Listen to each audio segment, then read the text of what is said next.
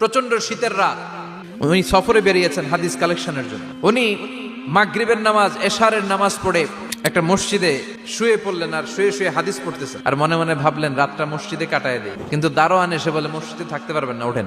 উনি যে আহমদ ইবনে হাম্বল এটা চিনে নাই, কাঁথা গুছিয়ে হাদিসের কিতাব নিয়ে কাঁধের মধ্যে ব্যাগ নিয়ে মসজিদ থেকে বেরোয় গেলেন। কি আর করবেন, প্রচন্ড শীত, আর কাঁপতেছেন বুড়ো মানুষ। পথিমধ্যে দেখলেন বাজার একজন খাব্বাজ, শাবুন খাব্বাজ, যুবক রুটি বিক্রেতা। সে রুটি বিক্রি করে। সে যে সালাম দিল, আসসালামু আলাইকুম। আহমদ ইবনে হাম্বল বলে, যুবক, আমার যাওয়ার জায়গা নেই, সফরে বেরিয়েছি, খুব শীতে কষ্ট পাচ্ছি, রাতে যদি তোমার এই চুলা থেকে একটু আগুন পোহাই কোনো সমস্যা?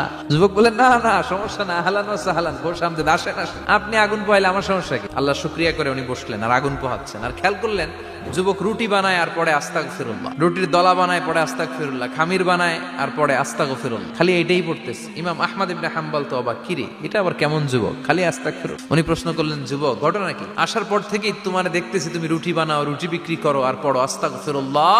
যুবক বলে, আস্তাগফিরুল্লাহ আমার সবচেয়ে বেশি পছন্দের আমল, আমি সব সময় আঠার মতো ইস্তেগফারের সাথে লেগে থাকি আর সব সময় পড়তে থাকি আস্তাগফিরুল্লাহ, আর এর বদৌলতে আল্লাহ আমারে মুস্তাজাবুদ দাওয়া বানিয়ে দিয়েছে। আহমদ ইবনে হাম্বল তো অবাক, তুমি মুস্তাজাবুদ দাওয়া, রুটিওয়ালা?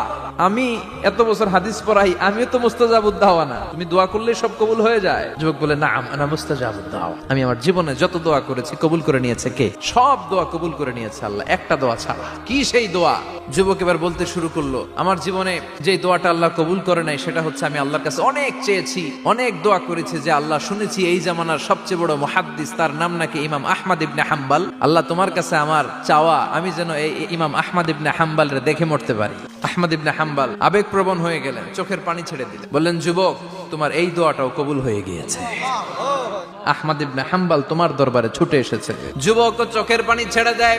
যুবক চিৎকার মেরে ইমাম আহমদ ইবনে হাম্বলকে জড়িয়ে ধরে, হাতে হাত রেখে মুসাফা করে, কপালের মধ্যে চুমু খায় আর আল্লাহর শুকরিয়া করে বলে, ও ইমাম, আসলে এই দোয়াটাও আল্লাহ আজকে কবুল করে নিল।